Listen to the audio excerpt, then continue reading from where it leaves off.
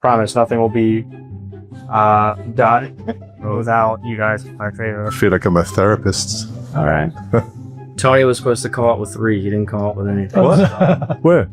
So the first question is going to be, if you or your clients asked you about where they should go, if that should be Palmilla or Querencia, and you had to pick one, which one would it be and why? So Palmilla or Querencia? I personally would pick Palmilla because I think financially and money-wise, I think you get a lot more back for your money, number one. I personally like the whole area of that.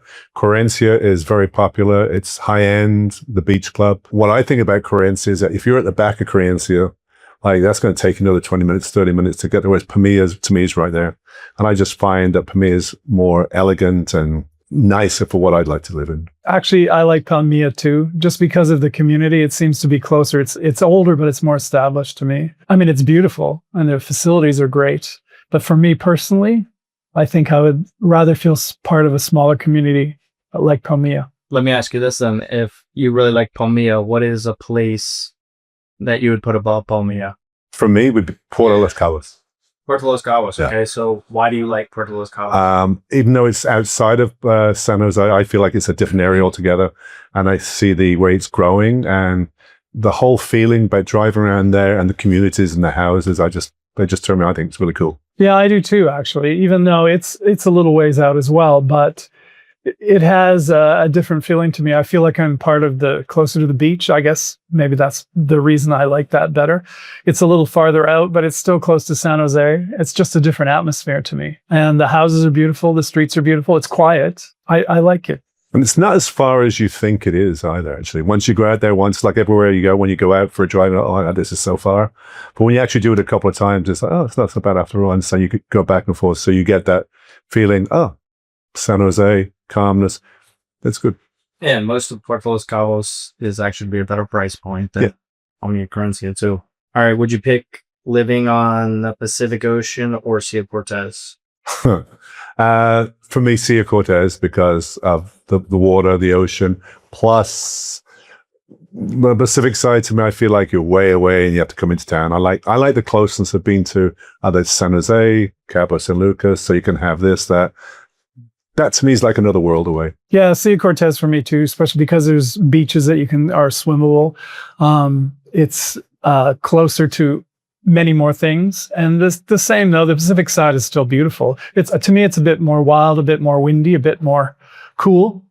But I still like the Sea of Cortez. If your client reached out to you and they called you and said it was their last night, they're staying in a resort and they want to try one restaurant, which restaurant would that be? I would take them to Farrell 16. I just love the place. I mean, it's been 3 different locations, but the guys there make you feel welcome. The food is fantastic. Price point is really, really good. And now the new location up in Pedregal, it's just a bonus. You get a glass of champagne when you walk in. And the guys are great. Really good.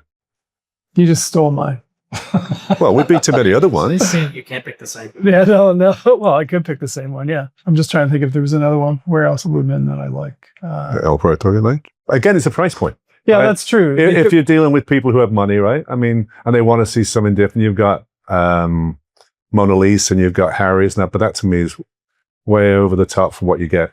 So, I mean, that's one thing about being a realtor here, and that we can tell people the price points of food. And you don't necessarily have to be a tourist and spend thousands of dollars on food to get really quality food, because we've met quite a few people. No, it's true. It depends on what you'd like, but we have a lot of places that we go that aren't in the really high price bracket that have excellent food. So I think one thing about being here is there's so many good places to eat. I mean, the culinary scene to me is great here.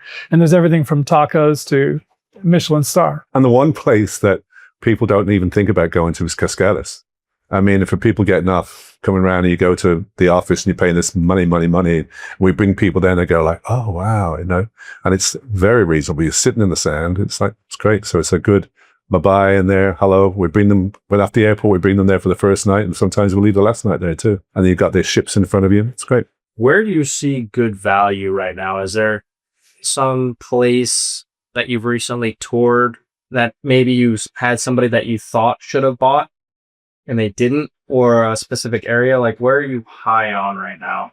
Again, it's price point. I mean, after what we've gone through with pre-construction, we would never recommend pre-construction unless it was a development that's adding on to it. You know, if a person's interested in getting in on the market for a reasonable price, there's quite a few on the corridor of existing developments who are adding value, and you think, okay, like, I mean, well, one of the places we just dealt with was, I think there's lots of deals to be had right now because there's such a glut on the market. So we managed to, when I first started, basically the price you couldn't really move very much at all. Like the price was what it was, and you either paid that or someone else took it.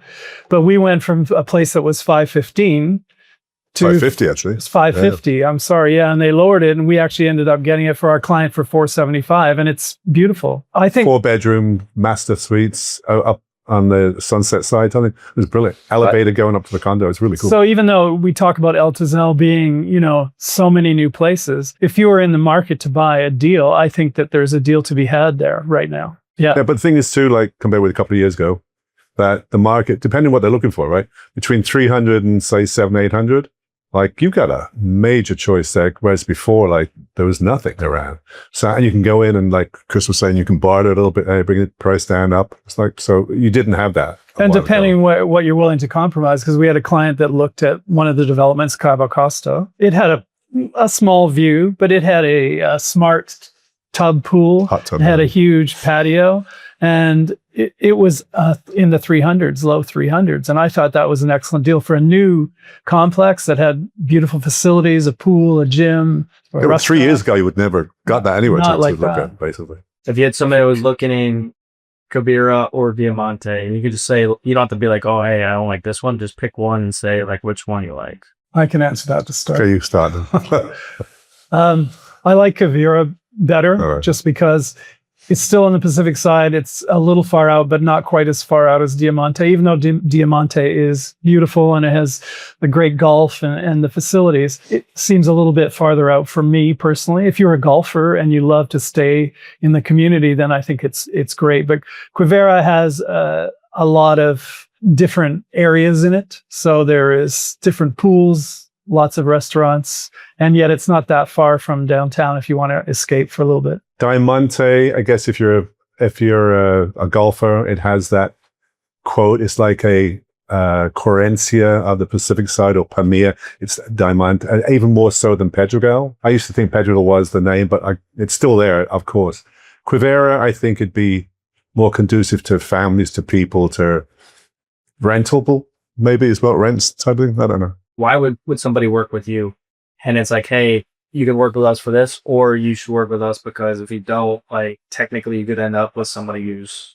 But straight off the bat, and we can speak for both of us, is the reason we sort of really got into the real estate too, is because we experienced all the stuff with realtors lying, stretching the truth about when, oh, what's going to be built there? Oh, nothing's going to be built there. And well, it's going to be built, that type of thing. So I think honesty and integrity and not trying to make a sale for this, making the sale and saying, we've actually turned clients away and said, no, you're not going to see that. We don't. And they've said, oh, no, I really want to see it. So we've taken them and go, okay, go ahead. We know you know what we want. Some people have told us when we were looking to purchase that, you're going to have a forever view.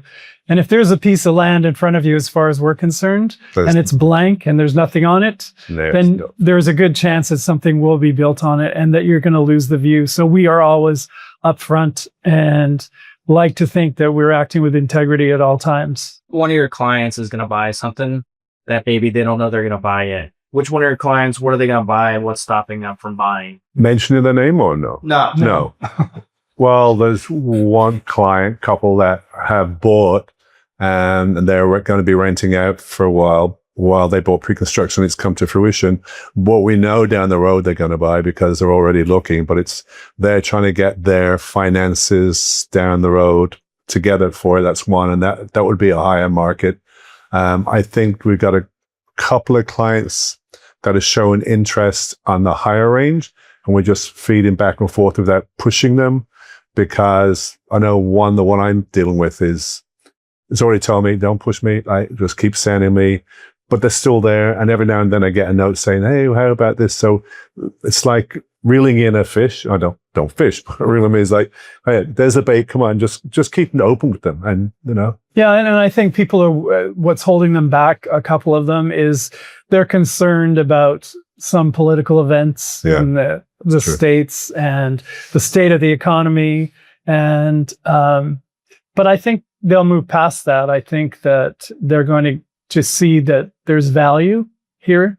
And that's what we keep trying to show them, that there's another lifestyle that is excellent here. And I think we've got quite a few that are, like Chris said, sitting on the fence, waiting and putting down, to me, it's okay, another 2 years. Ugh. But I, like you had said originally, something will happen a year and a half ago, 2 years ago, will come to fruition. I am seeing that now with, even though there's not the sale happening, but people looking and changing their attitude and changing their mind, feeling out East Cape, for example, whether it wasn't on the radar, or the Pacific side. And so everyone's but they're still interested. And they're thinking about, hey, forget about Florida, forget about this. And Cabo is becoming more they're all hearing about Cabo and it's out there more. So they've come down and experienced it, and we've taken a lot of them out. And I would say through us going out with them and socializing with them, we've shown them a side of Cabo that they never thought was here, and they've enjoyed it. So I think that's one good thing. Wouldn't you say so? I think that there are good sales coming up. I just think we have to keep persisting and making sure that they're aware of what's going on and the situation here, and just keep communicating with them. So who's your contact? My contact is, for a good time, call Tony. No, 206-355-1081. Tony, Anthony at Cabo Real Estate, but I like going by Tony. And 206-355-0636. And it's Chris at caborealestate.com. You guarantee you the good time on your search.